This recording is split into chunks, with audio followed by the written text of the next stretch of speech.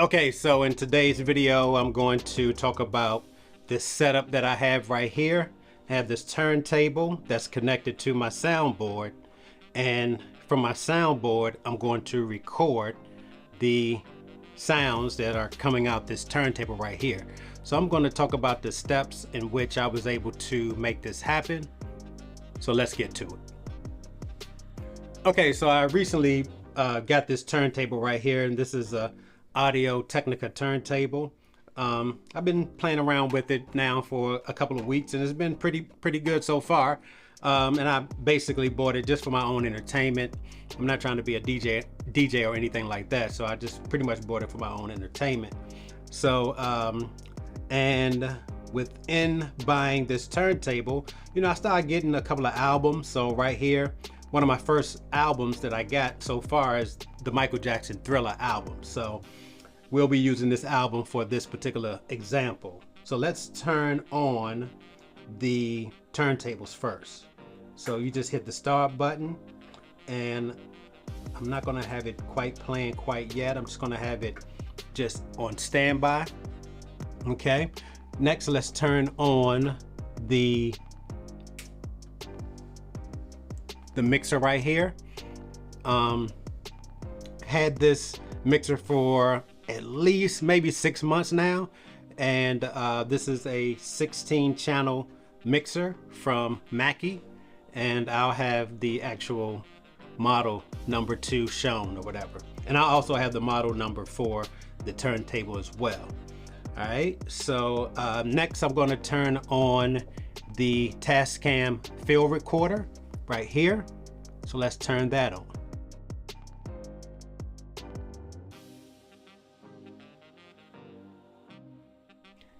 And as that is loading up, so I have the turntable, I have the cable right here. This is the 3.5 cable, and I have it connected. Hopefully you can see all of this.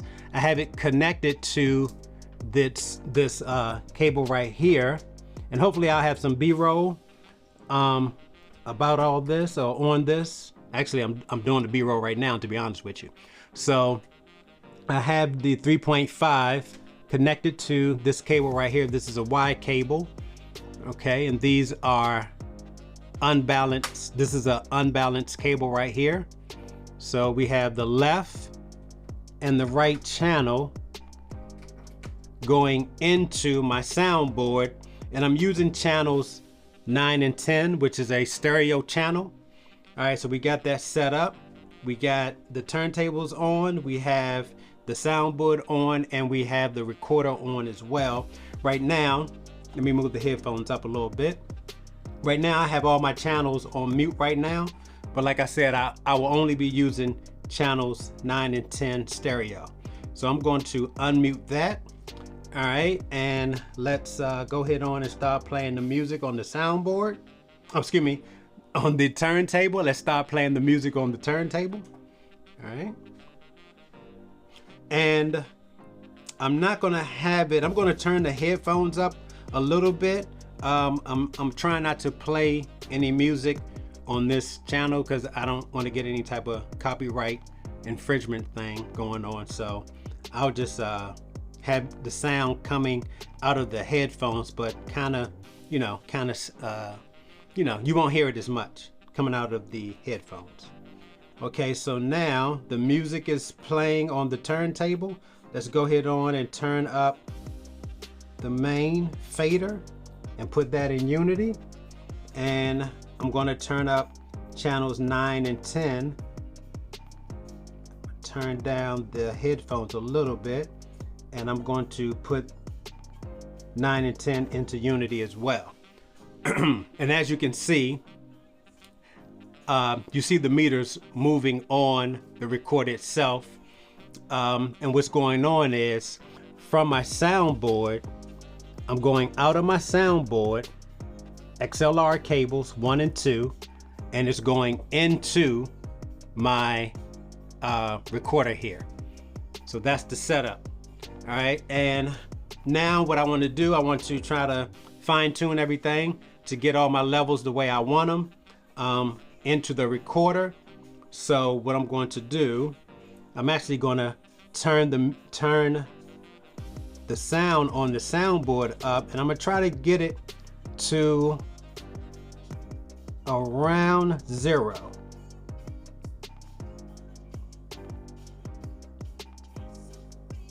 If it goes above 0, you know, I'm still good, because I'll still be in the green.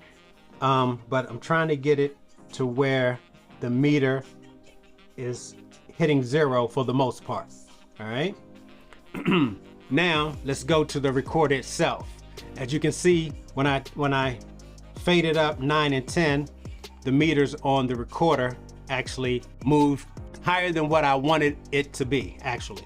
All right, so we're going to go into the menu and we're going to fix that shortly. All right, so here we go. So let's go into input. Now we're in input, and you see channel 1 is highlighted, channel 2 is in the gray. But when you put the channel or this particular window, and you go down, you're in channel 1, and when you go down to gain, when you gang, which I have it turned on right now, when you gang the 2 channels, you can be either in channel 1 or channel 2, and as you start to move the meters up and down, you will see both channels are actually moving. So you can go into channel 1 or channel 2 as long as you have the gang switch on, which I do, which you see blue right here. You're going to be able to control both channel 1 and channel 2 at the same time. All right, so I'm gonna hit enter, and now I'm gonna turn the meters down, and as you can see the meters are moving down, so they're hitting around 12 and 6, and I'm going to keep it there for right now.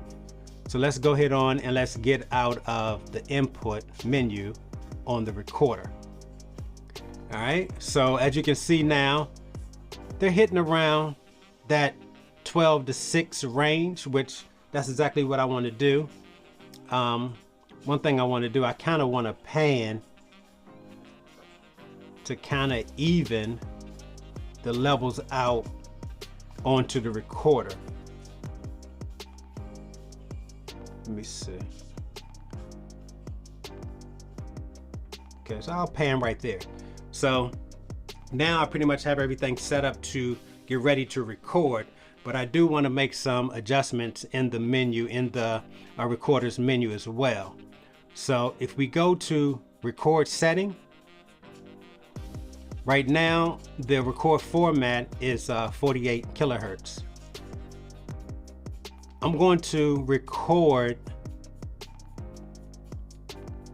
on the highest sample rate that I can, which is 192 kilohertz.